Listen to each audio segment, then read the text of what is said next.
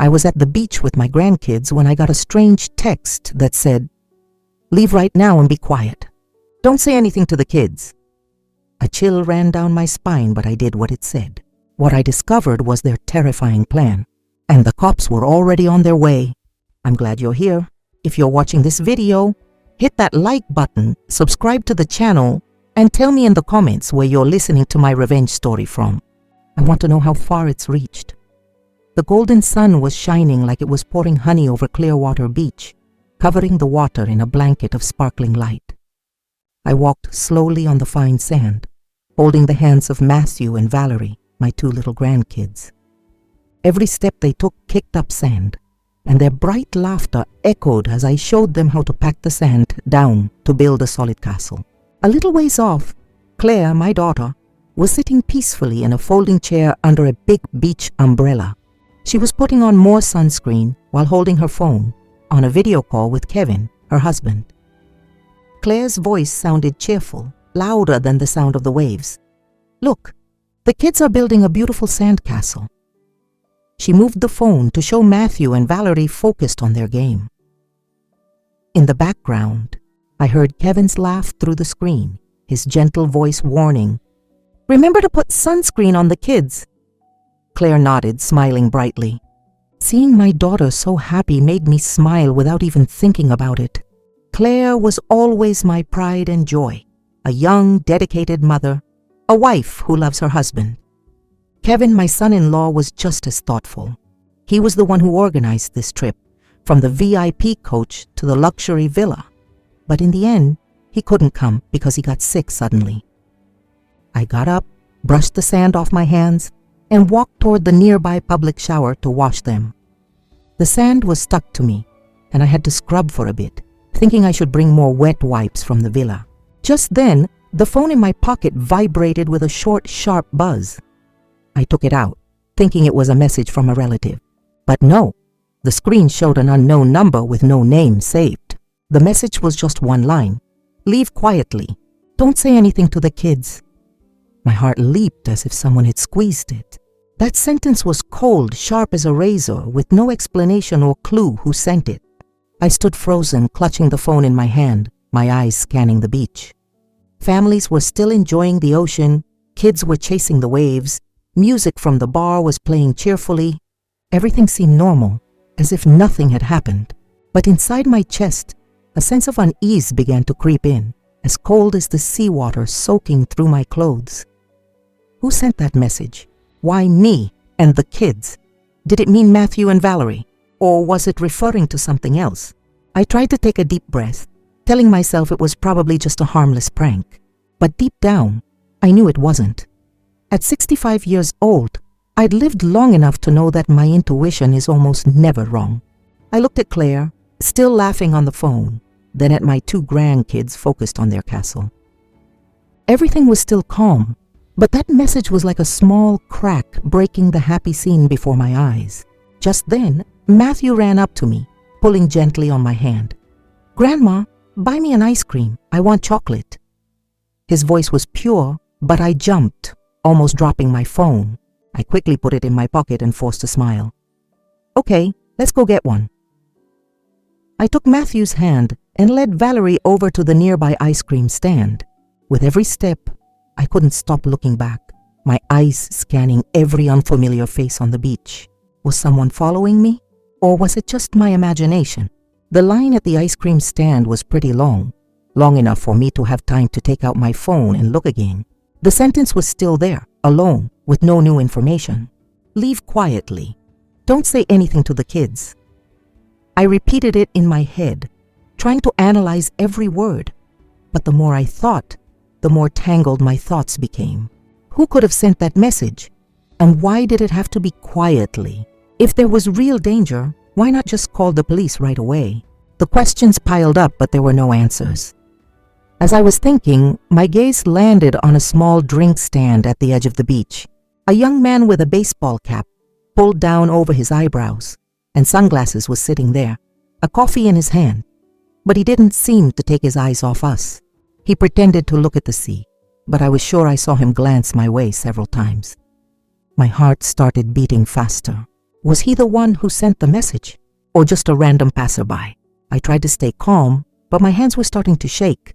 At that moment, Valerie burst into tears, sobbing, "I want strawberry ice cream. Matthew took it from me."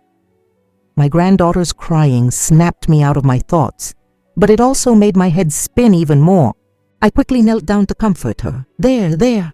Grandma will buy you another strawberry ice cream. Don't cry anymore." I stroked her hair, but inside, I couldn't stop thinking about that message. I put the phone in my purse, trying to focus on the kids, but the feeling of unease had already stuck to me like an invisible shadow. Back with Claire, I tried to speak in a calm voice. "I'm going to the villa to get more drinks and tissues. Watch the kids for a minute." Claire nodded, still focused on her phone, not noticing the tension I was trying to hide. I left Matthew and Valerie with her and started on the stone path that led up to the villa. With every step, I felt my heart pounding, like it wanted to burst out of my chest. I didn't dare look back right away, but after walking a little way, I cast a quick glance over my shoulder. The young man in the cap had stood up, his hands in his pockets, walking slowly in my direction. That gesture was like a knife twisting in my fear when I set foot on the wooden steps leading to the villa. Every creak under my shoes brought back memories of this trip. Every step, every sound dragged me back to the days before, when everything was still full of joy and hope. It all started 2 months earlier when Kevin enthusiastically suggested this vacation. I still remember that night clearly. The whole family gathered in the small living room. Kevin was on the sofa, his eyes shining, swiping through pictures of Clearwater on his phone.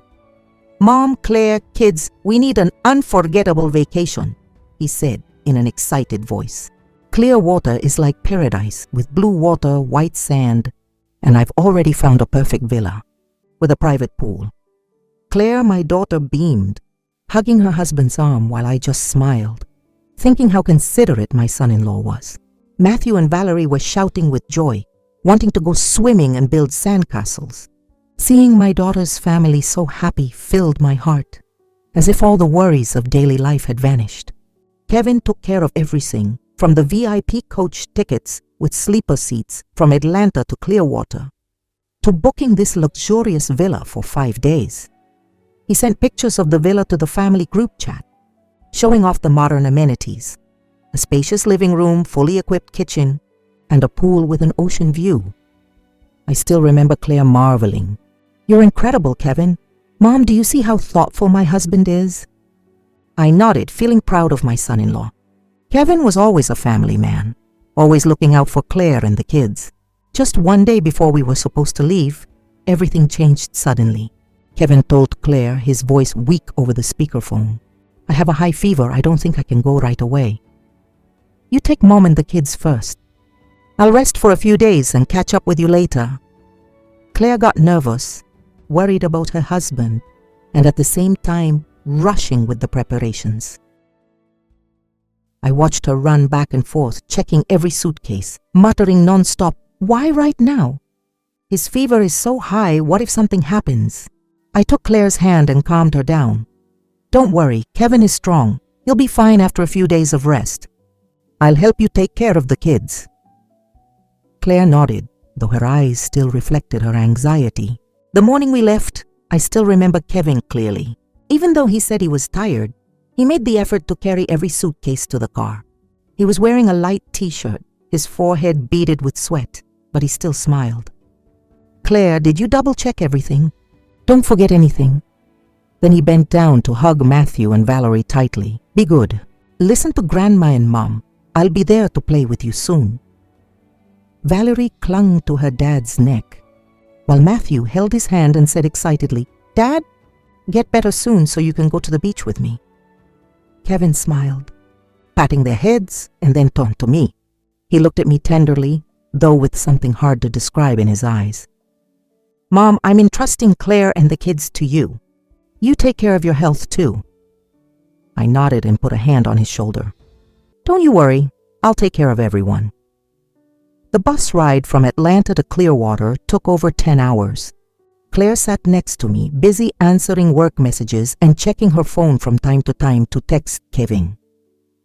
"Mom, he said he still has a fever, but he took some medicine," she commented, her voice full of worry. I just mumbled a reply and patted her shoulder gently to calm her down. Matthew was focused on the iPad, playing a puzzle game, while Valerie fell asleep on my lap, her soft hair brushing against my hand. Seeing my grandkids, I felt a sense of peace, though also a bit of emptiness. At my age, long family trips don't happen as often, and I cherished every moment with Claire and the kids. When the bus stopped at a rest stop halfway, I took Matthew and Valerie to buy water and pastries. The heat was suffocating. The heavy air made me uncomfortable. While I was in line, I happened to notice a burly man wearing a light jacket despite the weather. He was standing in a corner lighting a cigarette, his eyes fixed on our bus. His eyes were cold, emotionless, as if he were watching something too closely. I tried to ignore him, thinking it was probably just my imagination. But when I got back on the bus, I felt his gaze still on me, and a shiver ran down my spine. "Mom, what's wrong?" Claire asked when she saw me quiet. I shook my head and forced a smile. "Nothing, I think I'm just tired." When we got to Clearwater, all the check-in procedures were surprisingly fast. The villa manager, a middle-aged man with a friendly smile, barely heard Claire's name before he immediately handed over the keys and an envelope with all the documents. "Mr. Kevin took care of everything, don't you worry. Just enjoy your stay," he said cheerfully. I was a little surprised, but I also felt proud of my son-in-law's dedication. In the villa's living room, there was a basket of fresh fruit on the table, next to a handwritten card, "Wishing you a happy family vacation, Kevin." Claire exclaimed excitedly, "Mom, look at this. He really is a wonderful husband." I smiled and nodded, but I couldn't help but wonder. Since when was Kevin so detail-oriented? He rarely bothered with these little things. Now I step into the villa, my feet as heavy as if they had stones tied to them. The air inside the house still holds the scent of the fruit from the basket Kevin left, but now it can no longer calm the storm raging inside me. I thought I had enough experience to face anything, but the mysterious message on the beach and the stare of the young man in the cap had completely unsettled me. The kitchen is just as it was when we left for the beach. The snack bags that Claire had hastily opened for Matthew and Valerie are still scattered on the table, with a few crumbs sprinkled on the glass. I walked past without stopping, my eyes fixed on the hallway that leads to the basement. The old wooden door at the end, which was normally just used to store floaties, folding chairs, and some tools, suddenly made me shudder. My gut told me that if there was an answer to the message, it had to be somewhere in this villa. I pushed the door open slowly, and the hinges creaked softly like a warning. I flipped the switch, and a dim, yellowish light barely illuminated the dust particles floating in the air. The cold, damp tile floor made me slip a little. I grabbed the handrail of the stairs, my heart pounding hard as I went down step by step. Each step took me deeper into a secret I probably didn't want to uncover. In the corner of the basement, 3 blue plastic drums caught my eye. They were lined up with labels that said used oil, stuck on with silver duct tape. But the air didn't smell like oil. It was a strong, piercing smell that I recognized immediately. Gasoline. I felt my heart stop for a second. Gasoline in a vacation villa? I got closer, my hands trembling, and touched the lid of the first one. I knew I shouldn't, but I had to check. The lid came off and the smell of gasoline hit me straight on, forcing me to cough and cover my mouth with my sleeve. I backed away, my eyes burning and my head spinning. Who brought these drums here? And why? I scanned the basement, looking for more clues. Next to the drums, a thick roll of electrical wire stretched from an outlet on the wall to a strange device in the corner. I followed the wire, my heart hammering in my chest. When I touched the device, I saw it was an electronic timer. The screen showed blinking red numbers. 02 beat 2 in the morning or 2 hours. I didn't understand, but that number felt like an invisible threat, making my skin crawl. What was this timer for? And why was it here, in the basement of the villa Kevin had so carefully chosen for us? I turned toward the door that led to the garage and noticed it was slightly ajar. A gust of cold air came through, bringing with it an even stronger smell of gasoline. I crossed the threshold. The basement light barely reached what was inside. Some cardboard boxes, plastic bags, and several disposable lighters were scattered on the floor.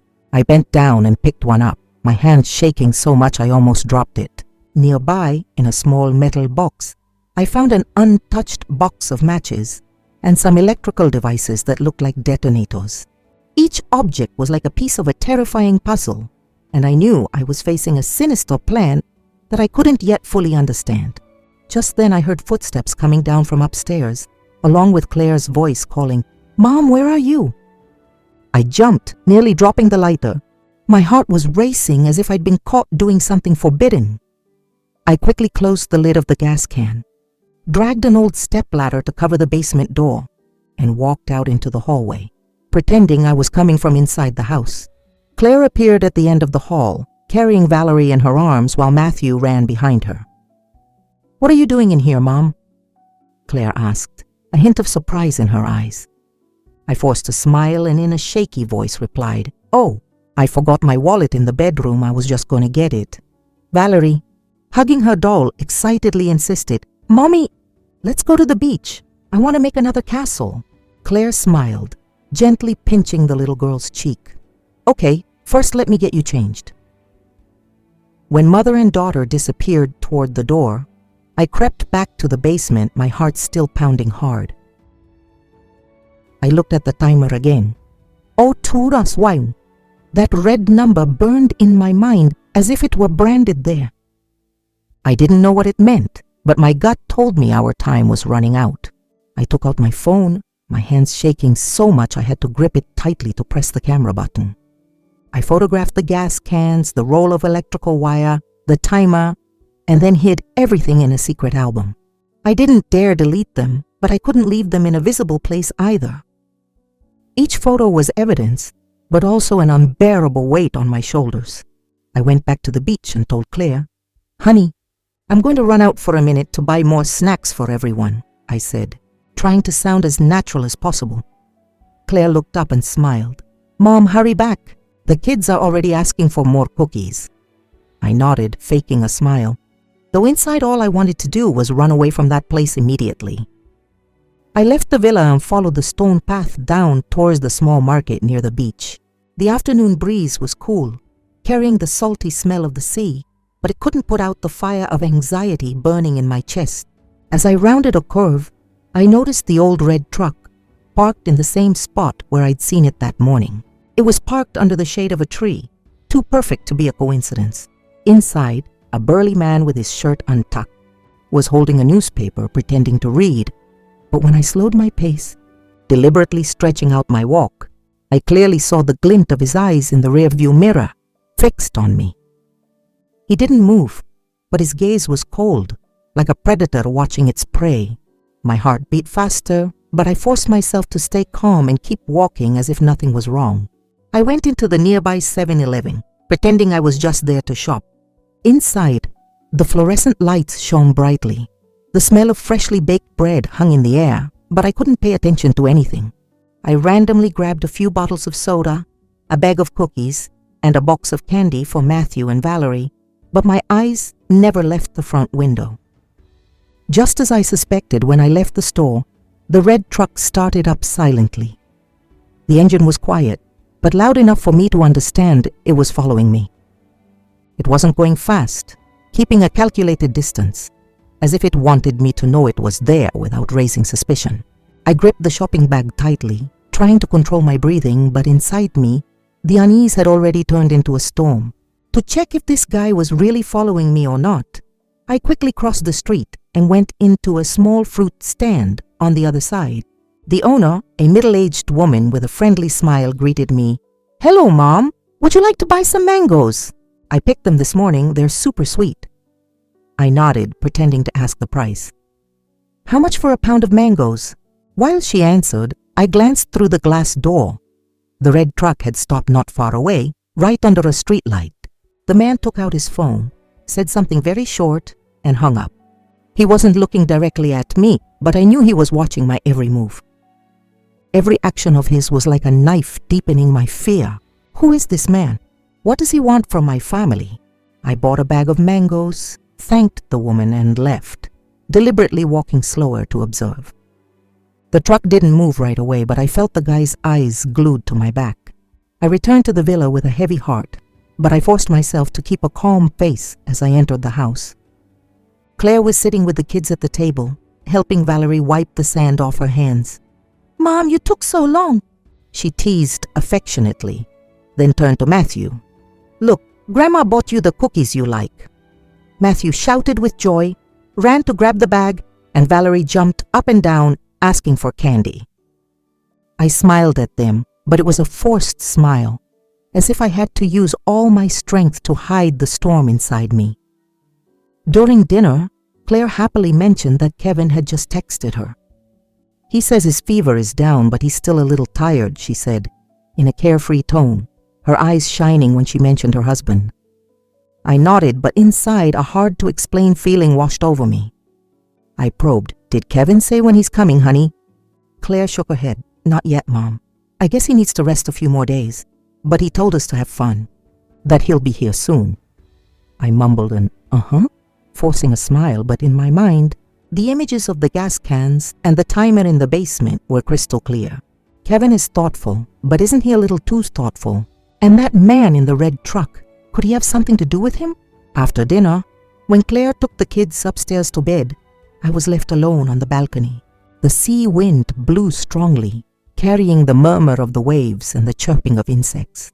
I looked into the distance, where the lights of other villas reflected on the water like stars.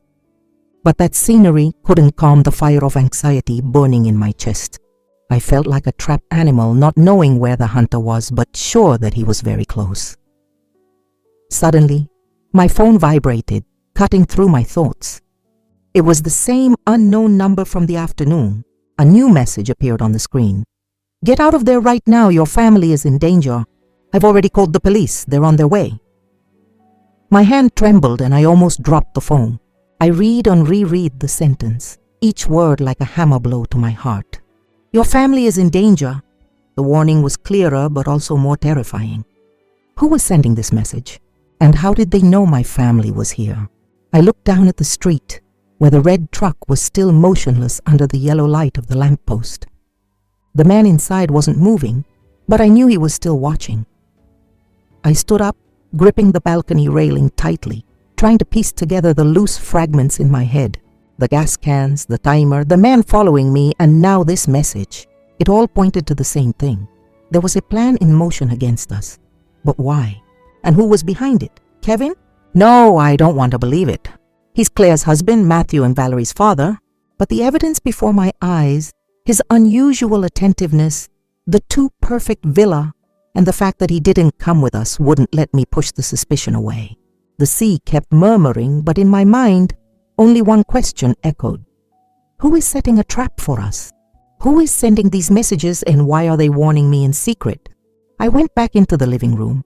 The warm yellow light fell on the sofa where, just a few hours ago, Matthew and Valerie's laughter had echoed. Now everything had a fake tranquility that was terrifying. I sat down, clutching the phone in my hand, my chest heavy, as if the whole world was crashing down on me. I've seen all kinds of storms in my life, but I'd never felt as helpless as I did now. The gas cans in the basement, the timer blinking with intense red numbers, the red truck outside, and the warning message. It was all like pieces of a nightmare I couldn't wake up from. I wanted to scream, to run and hug Claire and the kids, but the instruction, "Don't say anything to the kids," from the first message held me back, like an invisible rope tying me down. Suddenly, the phone started ringing insistently, each ring like a jolt to my heart. It was the same unknown number. I opened it and a series of new messages appeared, accompanied by screenshots of a conversation. I looked, and as soon as I read the first line, my heart stopped. It was a message between Kevin and a contact saved as Mike. The content was cold and sharp as a knife. At 2 a.m. sharp, the system will activate automatically. We need to make sure the villa burns completely without a trace. I already have the perfect alibi. Mike replied in just a few words. Got it. The truck will always be in sight. My blood ran cold. The phone almost slipped from my trembling hand. I bit my lip, trying to calm down, but my head was spinning. Kevin, the son-in-law I trusted, the husband Claire loves, the father of Matthew and Valerie, was the one behind such a terrible conspiracy. I shook my head, not wanting to believe it, but the words on the screen were blows that shattered any hope. Burns completely without a trace. That phrase repeated in my head, and a shiver ran through me. What did he want? The insurance money? Or some secret I didn't know about yet? I quickly took screenshots of every screen, my fingers shaking so much I had to tap several times. I emailed them to my personal account and hid them in a hidden folder, as if it were the only way to keep the evidence safe. Every click made my heart clench. I didn't know what I was up against, but I knew that if those messages were real, my family was facing death's scythe. I went to the window and peeked through the curtain to look outside. The red truck was still motionless under the yellowish street light, like a beast lying in wait. The man inside had just lit a cigarette, and the white smoke rose into the night, mixing with the dim light. He didn't move, but I felt his gaze, cold and calculating. Was that Mike, the one Kevin had mentioned? I yanked the curtain shut, trying to contain the rising panic. I wanted to call the police right away, but the last message, "I've already called the police, they're on their way," made me hesitate. If the police were on their way, what should I do now? Wait or act. Suddenly Claire's voice came from behind me. Mom, you're not asleep. Is something wrong? I jumped, shoved the phone into my purse, and turned with a forced smile. Claire had just come downstairs, her hair pulled up high, wearing a loose, comfortable t-shirt. Her expression showed a little concern, as if she had sensed something was off. I tried to stay calm. Oh, nothing. I just have a little indigestion. Must have been from eating too much seafood. Claire smiled and went to the cabinet to get a glass of water. Here, have some warm water, I'll get it for you. But as she turned around, I caught a shadow of suspicion in her eyes. Claire was always sensitive, and I knew I couldn't hide it from her for much longer. Claire offered me the glass of warm water with a sweet voice. Go get some rest, Mom. We want to go to the beach again tomorrow. I nodded and took a sip, but its warmth couldn't quell the chills spreading through me. When Claire went up to her room, I collapsed onto the sofa, my head in my hands. I knew I couldn't stay quiet any longer. If the message was true, at 2 a.m. this villa would go up in flames, and none of us, me, Claire, Matthew, Valerie, would have a way out. But how could I tell Claire that her husband, the man she loves and trusts, was planning to destroy everything? The wall clock in the living room struck 11 p.m. Each tick was like a hammer blow to my chest. I knew I couldn't delay any longer. If the message was right, there were only 3 hours left before everything could turn to ash. I had to tell Claire, even if it might break her heart. I took a deep breath, forced myself to calm down, and went up the stairs to Claire's room.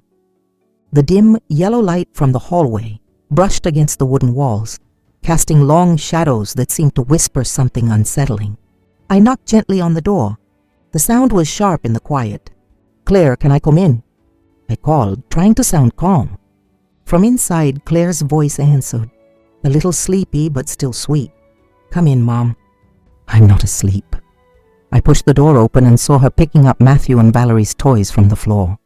A little red car was rolling next to Valerie's doll, and I suddenly remembered the red truck outside, which made my heart clench. I closed the door, walked over to Claire, and sat on the edge of the bed. Claire, I need to talk to you. It's very important, I said in a low voice, almost a whisper. Claire looked up, a hint of surprise on her face. She put down the doll, sat up, and her usual smile vanished. What's wrong? Why so serious?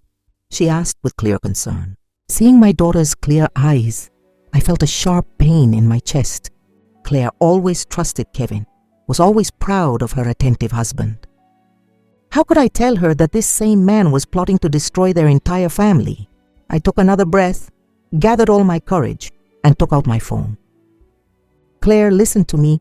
I don't want to scare you, but you need to know the truth. I opened the hidden photo album and showed her the pictures one by one. The gas cans in the basement, the roll of electrical wire, and the timer with the number 0280 in bright red. Claire looked at the screen, and her expression slowly filled with confusion. "Mom, what is this? Why is there gasoline in the villa?" Her voice trembled as if searching for a logical explanation. I swallowed hard and kept scrolling to the messages from the strange number, including the conversation between Kevin and Mike. "At 2 a.m. the system will activate automatically. We need to make sure the villa burns and leaves no trace. I already have the perfect alibi," I read aloud, my voice cracking. Claire grabbed the phone, her eyes fixed on the screen, and her face turned white as a sheet. "No, it can't be," Claire murmured, her voice broken, almost inaudible. "He was sick, Mom. Kevin was still worried about us. It can't be him." Tears started to roll down her cheeks, falling onto the blanket and leaving small, damp circles. Seeing her like this, I felt my heart break. I wanted to hug her, to tell her it was all a misunderstanding, but the evidence in front of us was too clear. I squeezed Claire's hand tightly, pulling her back to reality. "Claire, listen to me. There are several gas cans and a device with a timer in the basement. Outside, there's a man in a red truck watching us. This isn't made up. I saw it with my own eyes." Claire shook her head, her eyes full of panic, as if trying to cling to the slightest hope. Maybe someone set him up, Mom. Kevin wouldn't do this to me or to Matthew and Valerie." Her voice broke, tears flowing uncontrollably. "He loves the kids, you know that. The day we said goodbye, he hugged them. He asked you to take care of me and the kids. How could he—" Claire stopped, covered her face, and her shoulders began to shake. Seeing my daughter suffer like this was like a knife twisting in my chest. I wanted to scream, to curse Kevin for betraying Claire's love, but I knew this wasn't the time for anger. I had to be strong for my daughter and my grandkids. "Claire, I know you don't want to believe it." "Neither do I, but we can't take that risk." I held her hand firmly, speaking slowly, trying to give her strength. "What I saw, these messages, it all points to the same thing. We're in danger. If this villa is going to burn at 2 in the morning, we have to leave now." Claire looked up, her eyes red, but she still shook her head. "Mom, if this is true, I have to call Kevin. I have to ask him directly. Maybe there's a mistake." She reached for her phone, but I stopped her immediately. "No, Claire. If Kevin is behind this, calling him now will only alert him. We don't have time anymore." The wall clock read 11:45. Time waits for no one, and I knew that if I hesitated for another minute, my whole family could be consumed by the fire that Kevin and this Mike person had planned. I went to Claire, who was still sitting on the sofa, clutching a cushion as if it were her last refuge. "Claire, listen to me," I said, my tone harsher than usual. "We have to leave now. At 2 in the morning, this house is going to burn. Didn't you see the gas cans, the timer, and Kevin's messages?" Claire looked up, her eyes swollen, her voice weak but firm. "Mom, I don't believe Kevin would do that. He loves me. He loves the kids. There must be a mistake. I want to stay. I want to wait for him to explain it to me." Her words were like a knife, both painful and infuriating. I wanted to scream, to shake her so she would snap out of it, but I knew it wasn't the time to argue. I just squeezed her hand, my voice softening though I remained firm. "I won't force you, but I'm taking Matthew and Valerie right now. You stay, but I'll be back for you. Promise me you won't do anything crazy." Claire looked at me, her eyes filled with pain. I knew she was still clinging to the hope that Kevin was innocent, and I didn't have time to convince her anymore. I rushed to the bedroom, gently shaking Matthew and Valerie awake. The 2 kids were fast asleep, their hair messy, murmuring in their dreams. "Matthew, Valerie, wake up," I whispered, trying to keep my voice as soft as possible. "Grandma's going to take you to the little store to buy cakes and juice. It'll be fun."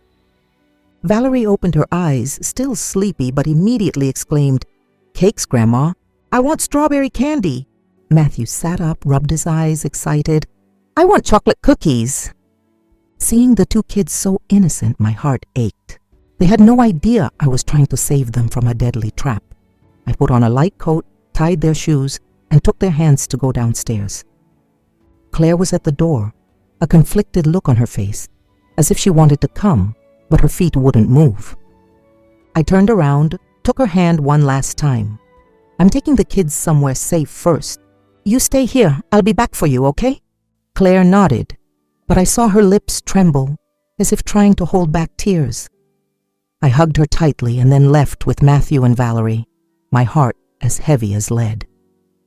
To avoid the eyes of the man in the red truck, I led the kids through an alley beside the villa. The alley was dark, with only the dim light from a few nearby houses. I squeezed Matthew and Valerie's hands tightly, my heart pounding, not daring to look back. Luckily, when I glanced over, the man in the truck seemed busy on his phone, not paying attention to us. I sighed in relief, but I didn't relax. Grandma, why are we going to buy things in the middle of the night? Valerie asked in her innocent voice. Why didn't Mom come with us? Matthew added, clutching his toy car. I forced a smile, making up an excuse. Oh, it's because I want to take you to the beach early tomorrow and I need to get some food ready. Mom is tired and stayed behind to rest. The kids nodded, not asking any more questions. But their questions were like little knives that increased my worry for Claire. The 24-hour convenience store was bright in the middle of the night, the fluorescent light blinding me. I bought milk, cookies, juice, and a bag of strawberry candies for Valerie to distract them. The young clerk, with a name tag that read John, asked me curiously, You're still taking the kids out for a walk this late? Aren't you scared it's dangerous? I smiled nervously, my voice trembling. Yeah, the kids wanted snacks, and I spoiled them a little. He nodded, not asking any more questions, but his curious gaze made me more tense. I took Matthew and Valerie to a small corner with some plastic chairs. Sit here and eat your cookies. Grandma is just going to get a few more things and I'll be right back, I told them, leaving the bag next to them. While the kids were busy with their cookies, I stepped away to a corner near the register and took out my phone. My hands were shaking so much I had to grip it to dial the number. I called 911, my voice very low, almost a whisper. Hello? I need to report an emergency. The villa I'm renting in Clearwater is set up to be burned down. There are gas cans and a timer in the basement, and a man in a red truck is watching us. The operator, in a calm but firm voice, asked me to confirm the location. I gave him the villa's address, my voice shaking. Please come quickly, my family is in danger. The operator reassured me. Stay calm, Mom. A patrol car is on its way. Find a safe place and wait for us. I hung up immediately, not daring to say more, afraid the man in the truck might hear me. I went back to Matthew and Valerie, feeling a little relieved, knowing the police were on their way. But I couldn't shake my worry for Claire. I looked at my 2 grandkids, chewing their candy without a care, and told myself that at least they were safe. But what about Claire? She was still in the villa, clinging to the idea that Kevin was innocent. I couldn't let my daughter face the danger alone. I turned to John, the store clerk, trying to keep my voice calm. John, could you watch the kids for a minute? I forgot something at the villa. I'll be right back. John nodded, smiling kindly. Of course, ma'am, don't worry. I'll watch the kids. I thanked him. Then turned to Matthew and Valerie. Stay here with John. Grandma will be right back. Valerie hugged her doll and nodded. Okay, Grandma, come back soon. I ran through the dark alley, my legs aching as if an invisible force were pushing me.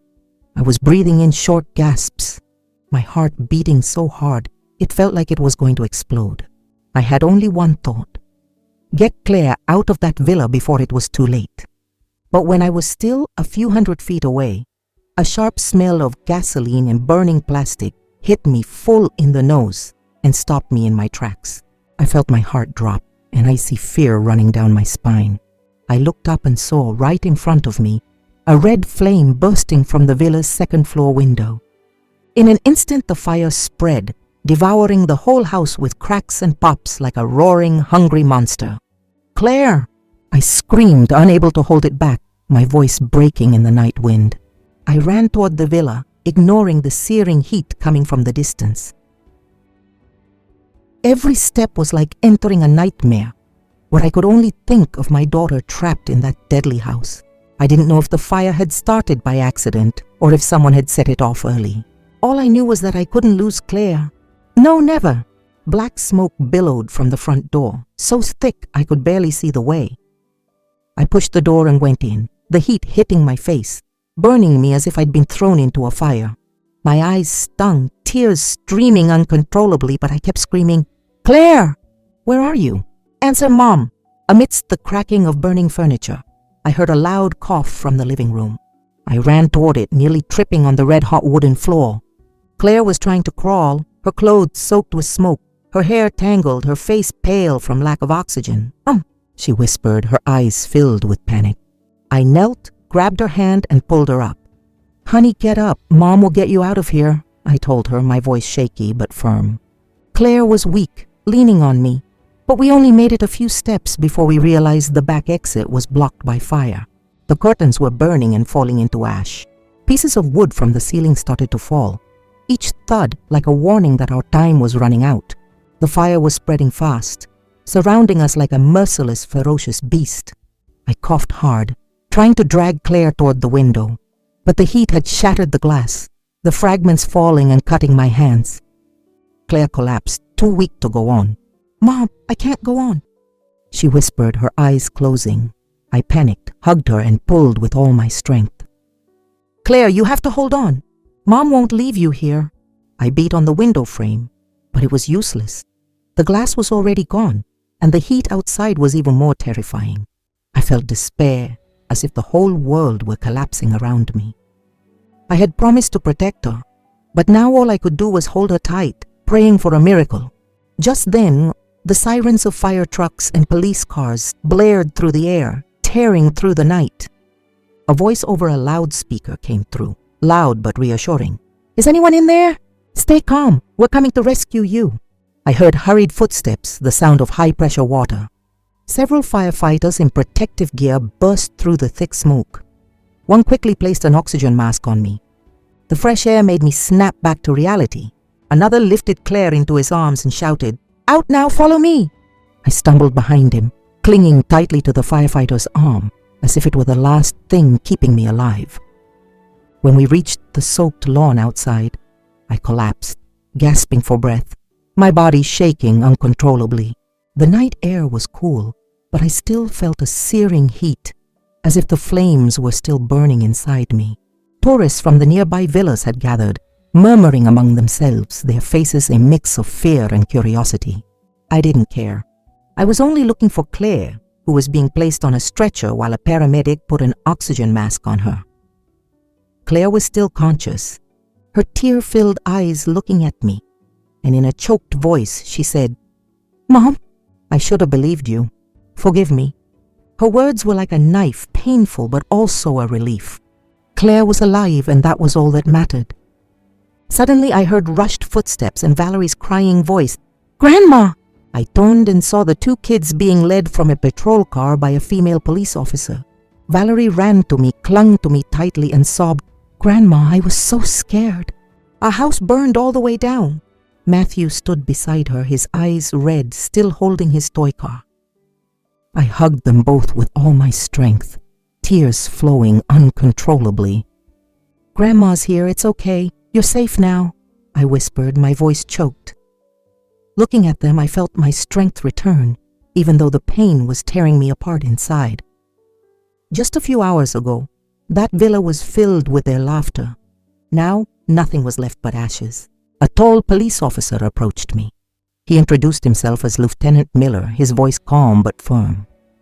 "Are you all right, ma'am? We received a report of an arson with a booby trap. Clearly, this was no accident. We're going to investigate it thoroughly." I nodded, my voice trembling. "Thank you. I saw a gas can and a timer in the basement, and there was a guy in a red truck following us." Miller jotted it down quickly and then assured me, "We've secured the scene. You and your family get some rest. We'll take it from here." After the fire, Claire and I were taken to the hospital, where the smell of disinfectant and the constant beeping of machines made my anguish even heavier.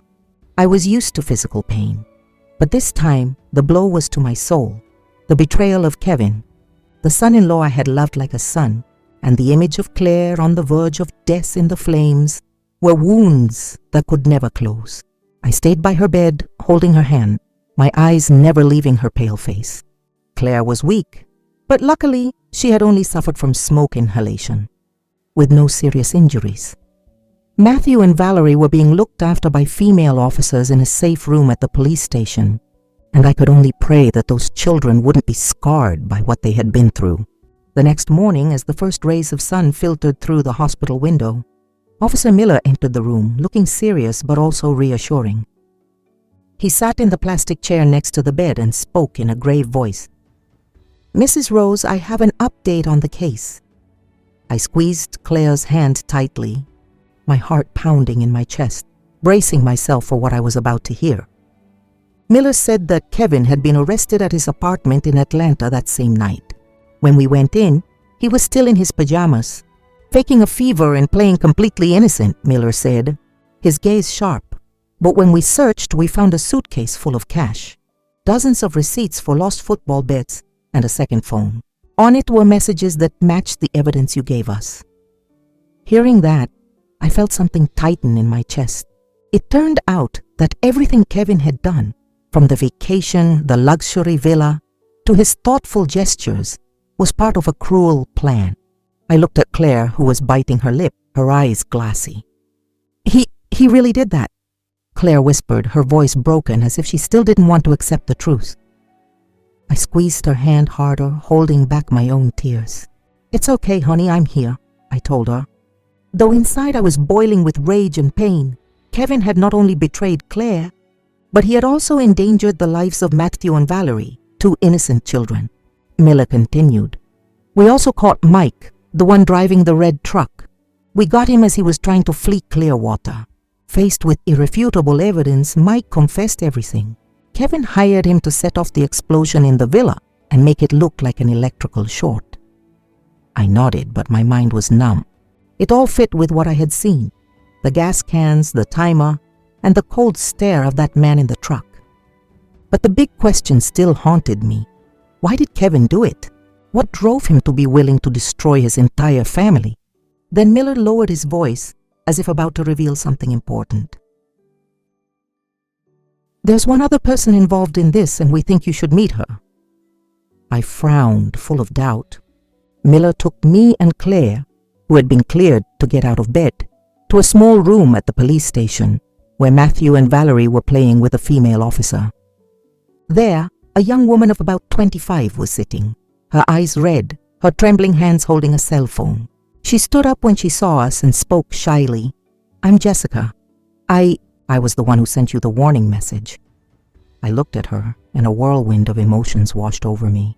Jessica had long black hair, big eyes filled with anguish. She was wearing a simple t-shirt, looking like any young woman you might find at the market. But her gaze, filled with regret and fear, left me frozen. "You were the one who sent me the message?" I asked, my voice hoarse. Jessica nodded, tears streaming down her cheeks. "I'm so sorry. I never thought things would go this far. I just wanted to save your family." Jessica began to speak, her voice trembling, as if reliving that terrible moment. She said she was Kevin's mistress, but at first, she thought he was a wealthy, single businessman. "He took me to fancy restaurants, gave me expensive gifts, told me he never had a family," Jessica recounted, clutching her phone tightly. I believed him until the morning of the incident. She paused, took a deep breath, and continued. "That day, while Kevin was in the shower, I saw his phone on the table. A message from someone named Mike popped up.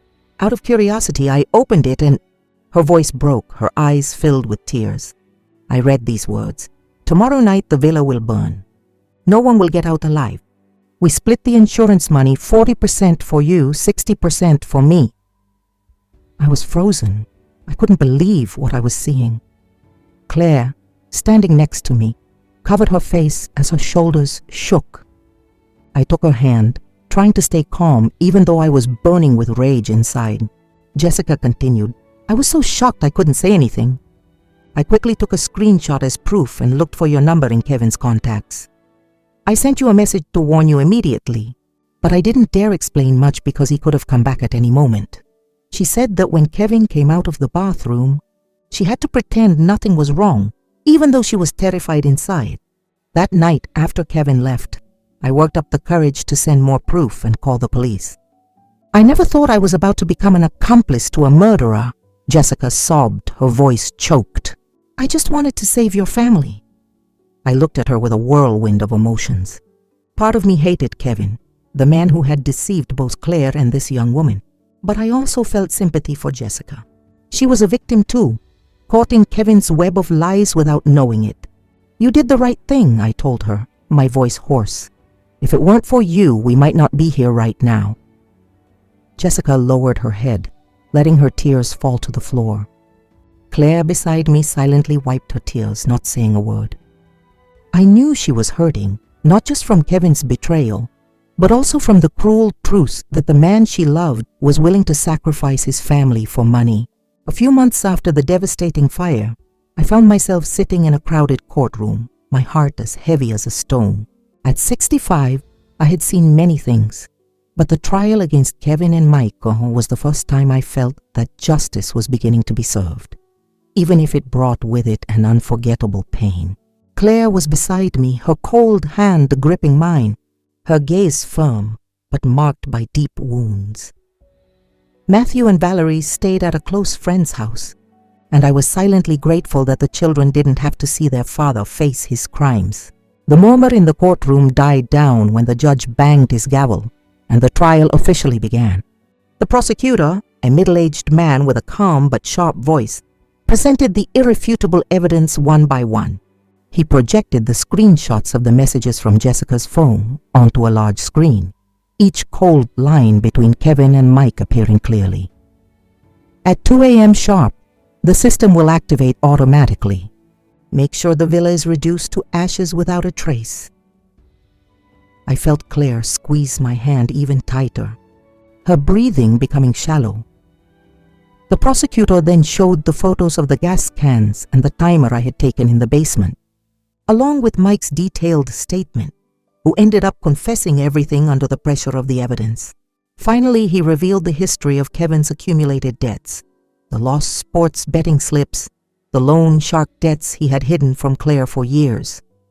Each piece of evidence was like a stab, not only to Claire's heart, but to mine as well, as I thought of all the years I had trusted my son-in-law. Jessica was called to the stand. The young woman, her black hair pulled back and her eyes still red, walked up with a shaky but firm posture. "My name is Jessica Miller," she began, her voice broken but clear.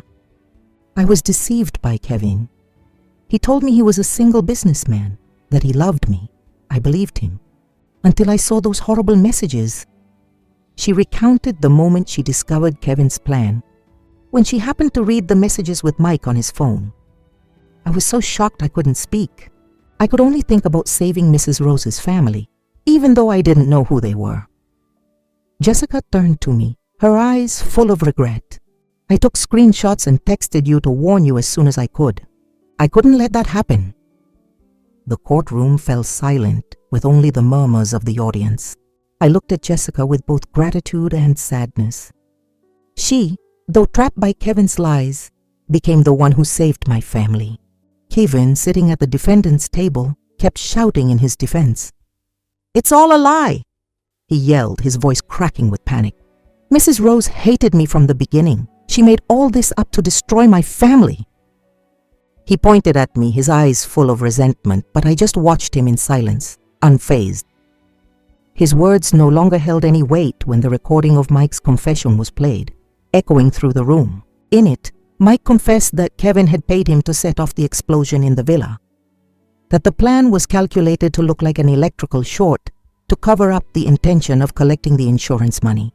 Kevin hung his head with nothing left to say, sitting silently with trembling hands. In the end, after a tense trial, the judge banged his gavel to deliver the sentence.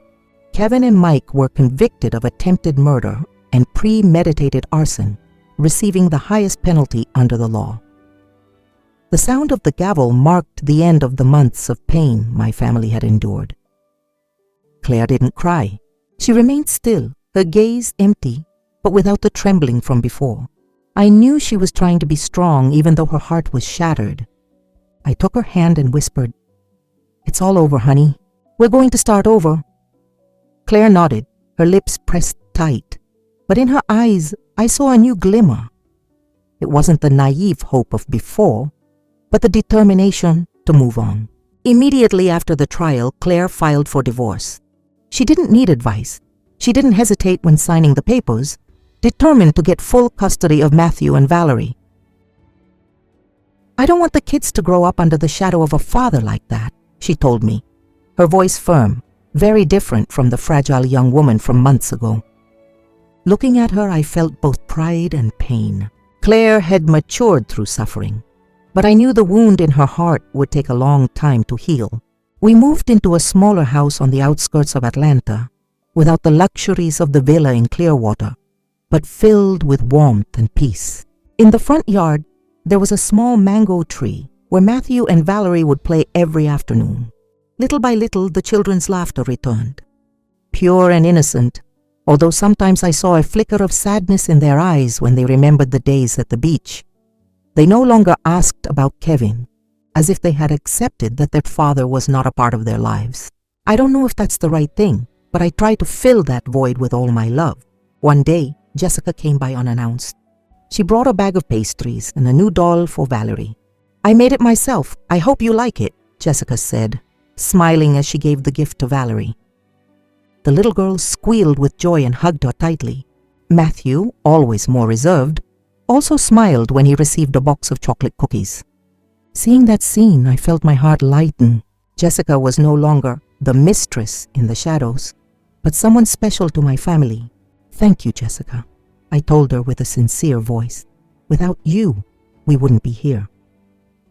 Jessica shook her head, her eyes moist. "Don't say that. I just did what was right." One quiet night, when Matthew and Valerie were fast asleep, I sat by the window and closed my journal. I wrote one last line, my hand trembling as I remembered those terrible days in Clearwater. "There are scars that will never heal, but because of them, we learn to be stronger, to love each other more, and to cherish every day of life." I looked outside, where the moonlight lit up the mango tree in the yard, and for the first time in many months, I felt a true sense of peace. The nightmare was over, and although the road ahead would still be difficult, I knew my family would get through it because we had each other. After everything we've been through, I just want to leave a simple but profound message. Life can be full of lies, betrayal and cruel traps, but clarity, courage, and family love will always be the strongest shield to withstand it all. Never trust someone so blindly that you hand over your own life. And don't ignore your intuition, because sometimes that's the voice that can save you. Most importantly, cherish every moment with your loved ones, because that love is what lifts us from the ashes, brings back the light, and allows us to keep writing our story. The story you've just heard has had names and places changed to protect the identities of those involved. We don't tell it to judge, but in the hope that someone will listen and stop to reflect. How many mothers are suffering in silence within their own homes? I really wonder, if you were in my shoes, what would you do? Would you choose to stay silent to keep the peace? Or would you dare to face everything to reclaim your voice? I want to know your opinion, because every story can become a candle that lights the way for another. God always blesses, and I am convinced that courage will lead us to better days. For now, on the end screen, I'll leave 2 of the channel's most beloved stories. I'm sure they'll surprise you. Thank you for staying with me until this moment.